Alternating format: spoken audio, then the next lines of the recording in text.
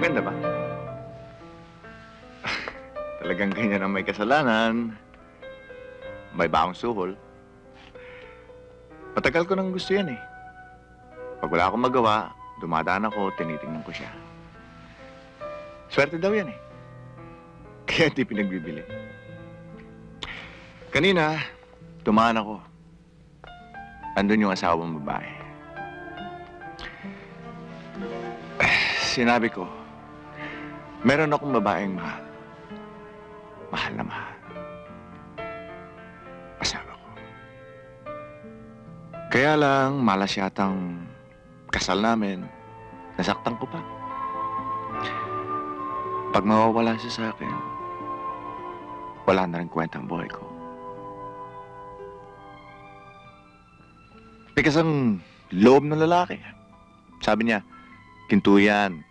Pag 50 taon na kayo, ireregalo ko na lamang sa inyo. Parang na rin sinabi niya, huwag. Nakiusap ako dun sa babae. Magana ang loob. Nagkataon, siya rin pala ang nasusunod. Sa madaling salita, I love you.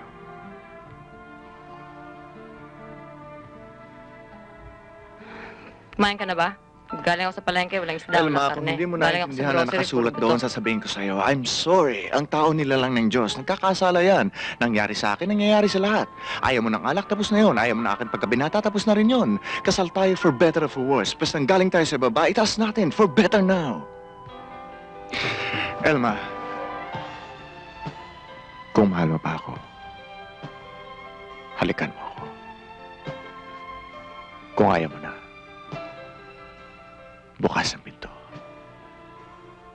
Ngayon na.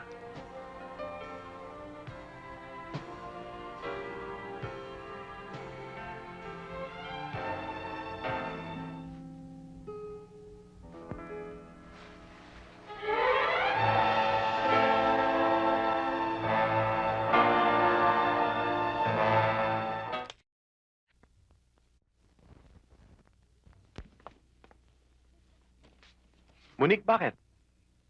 Pwede ba paalis mo yung babae niyan? Monique, bakit? Get out of here. Bakit? Get out! Halika.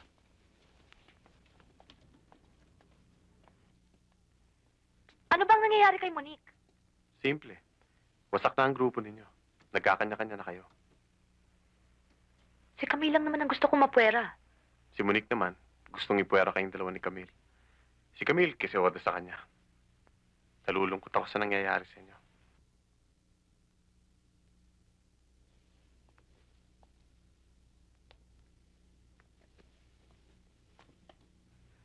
Anyway,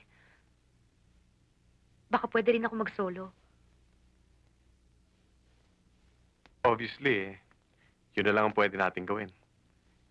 Sayang naman ang talent mo. Ang sabihin mo, natuto na maglandi ang Biancang yan. At ikaw, dahil wala kang patawad, pinatos mo. O, di ba? Di ba? Kaya ka pumayag na mag-solo siya eh. Come on, Monique. Don't be silly. Anong don't be silly? Ganyan ka naman talaga eh. Baka bigla na lang malaman ko iginagarayan mo na siya sa isang kondominium. O binabahay mo na rin.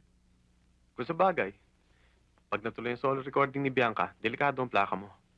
Siguradong tatalunin niya yun dahil mas magaling siya sa'yo. Anong mas magaling? Anong tatalunin? Di ba? O sige. Subukan mo paglabanan yung mga plaka namin ni Bianca.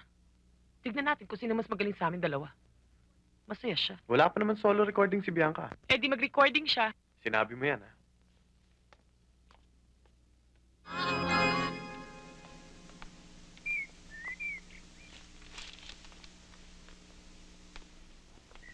Hi!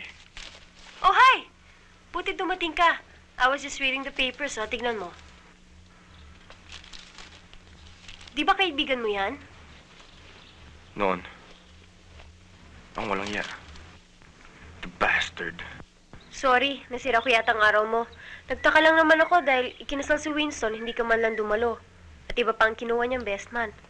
Hindi ko naman alam na ikakasal siya eh. Hindi naman ako inimbita. Pero okay lang. Maski naman pinadala niya ako ng imbitasyon, hindi ako pupunta. Not me. Mukhang malaking kasalanan ang ginawa sa'yo ni Winston. Juice? Dahil ba sa isang babae? Si Eva Baron? Oo, Nelly. Si Eva Baron. Dahil sa akin nakilala ni Winston si Eva. Hindi ako nagkaroon ng pagkakataong para sabihin kay Eva na umiibig ako sa kanya. Napaibig ni Winston si Eva. Napaglaruan. Napagsawaan. Pati ako'y napadamay.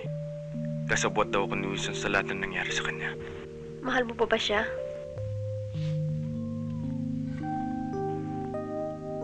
Tom, I have to know. Oo. Hanggang ngayon?